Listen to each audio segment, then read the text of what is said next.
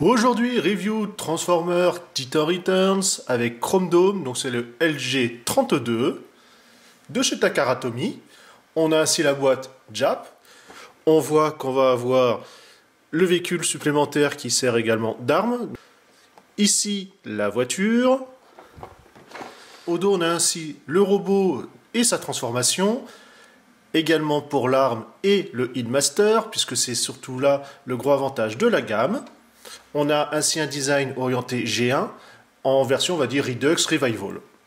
La notice, donc très jolie, façon G1 au niveau look. La petite BD.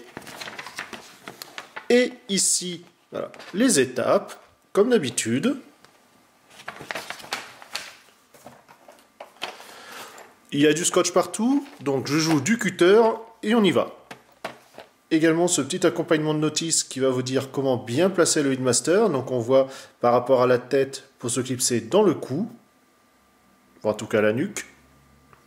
On voit aussi la tête avec ses beaux yeux bleus. Donc du silver, voilà, en fond sous le masque. Ici, bon, les jambes c'est normal, c'est un Headmaster, la tête, donc la transformation, hop, magie, et voilà.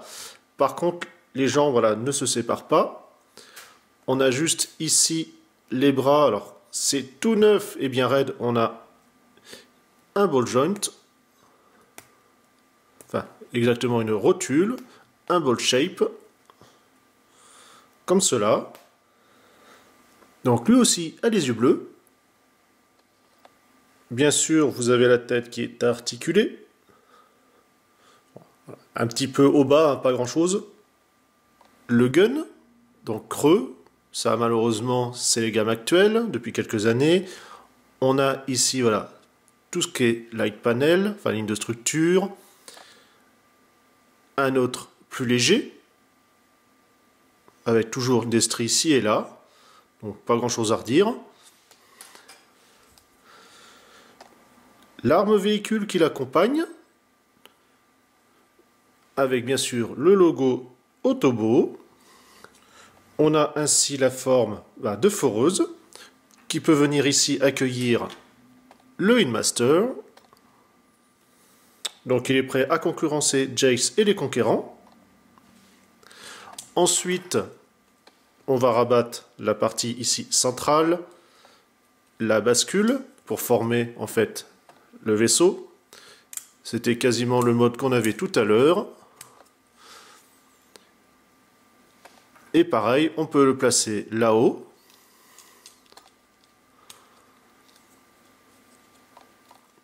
Autre possibilité, vous avez deux picots qui permettent comme ça de clipser au niveau des jambes dans le vaisseau.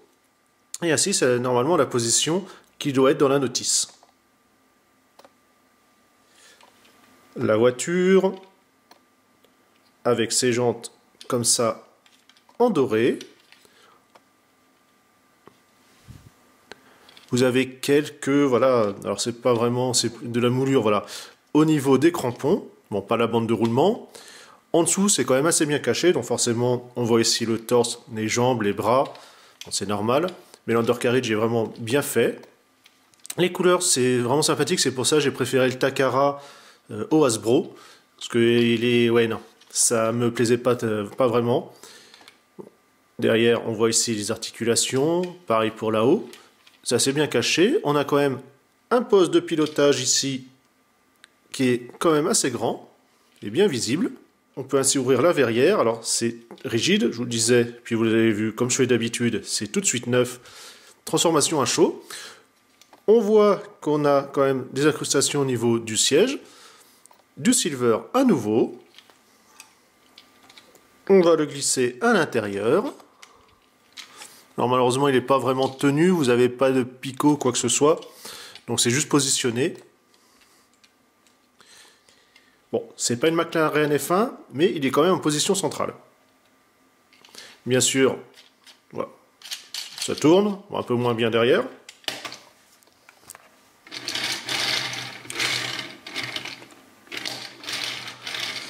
Ouais, ça patine un peu. Il y a une roue qui ne touche pas complètement. Bon, ça, c'est surtout dû à la transformation. Bon, on ne peut pas gagner partout. En détail, notez le petit logo ici, incrusté en noir. On a la calandre avec les phares, les strips, toujours des lignes de structure un peu partout. Bon, un petit peu dommage qu'on n'ait pas les feux voilà, colorés au fond. Bon ça, voilà, ça peut être rectifié assez facilement. Donc vraiment jolie voiture. Pour ce faire, on va déjà voilà, enlever ici notre ami. On va mettre de côté. Vous avez les bras qu'on peut écarter. Ensuite, vous avez les points. Donc il y a un ergot à aller choper. Ah, sur Ratchet, on entend les petits crans, c'est assez sympa. Bon, ça ira pas très loin ni durer longtemps, mais bon, ils sont quand même là. Ensuite, vous avez au niveau des roues, donc des jambes, ce que vous là, ici, vous voyez la charnière. Donc je vais juste plier ça parce que ça va me gêner, comme cela. Ensuite, on va déployer l'ensemble, effectuer la rotation pour avoir l'alignement bassin-torse. On va séparer, voilà, si ça veut bien, les jambes qu'on va rabattre. On a ainsi un pied ici. Là, le petit ergot derrière. Donc, je réexplique parce que je suis allé un peu vite. Je referme le pied, la verrière qui vient ici, puisque vous avez un ergot, comme cela, pour bien le bloquer et positionner. On va rabattre ici la partie torse, comme cela, qui vient juste se clipser, voilà, correctement, pas de souci. Au passage, vous avez, entre guillemets, le numéro de châssis, qui est incrusté voilà, sur la figurine. Hop, on referme. Vous notez la présence de la charnière au fond, qui va permettre de basculer vers l'arrière. Ainsi. Donc vous avez le poste de pilotage voilà, qui va se retrouver caché. Première articulation, donc ça c'est celle que je vous parlais tout à l'heure, et la seconde. Et comme ça, on déploie. Alors, il ne faut pas oublier de remonter un peu les épaules, hein, parce que sinon ça va gêner. Vous avez ces deux petits ergots qui vont aller là. Il faut le pousser un petit peu plus pour que ça passe en fait les roues sous les bras. Je ne vous refais pas le coup de la transformation, hein. C'est pas bien compliqué. Il y a juste à le replier et comme ça, on clipse là-haut. Notre robot est terminé. On peut lui mettre les armes, comme cela. Mais également la deuxième. Ainsi, il est armé. Vous pouvez également faire un combo, ici et à cet endroit-là, pour que le Headmaster vienne se positionner dedans. Ça lui fait ainsi un petit vaisseau spatial. Et bien sûr, on peut lui adjoindre donc, le petit vaisseau qui sert d'arme. Bon, forcément, encore une chose, il tient quand même assez bien, mais ça fait un petit poids supplémentaire. Faire attention au niveau des poses. Dans les manipulations, nous avons bon, la tête gauche-droite. Ici, c'est le bol jaune tout simplement qui est pour la tête du Headmaster en elle-même. Là, alors vous pouvez, grâce à l'articulation, remonter. Donc la rotule, rotation, voilà, le coude sur la charnière. Bon, ça va pas très loin puisque vous avez les pans qui bloquent indirectement. Le point ne se tourne pas, vous avez juste ici. Donc faire attention, ça va devenir quand même assez rapidement lâche. Là, on l'a vu lors de la transfo. À nouveau, la rotule, le genou. Par contre, ici, pas de rotation, je vous dirais possible. Non, effectivement.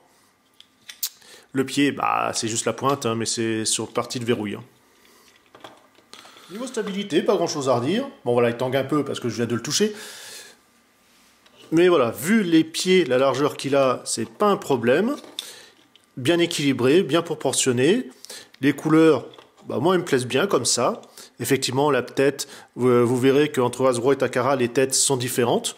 Bon, ça choque. En tout cas, belle bestiole.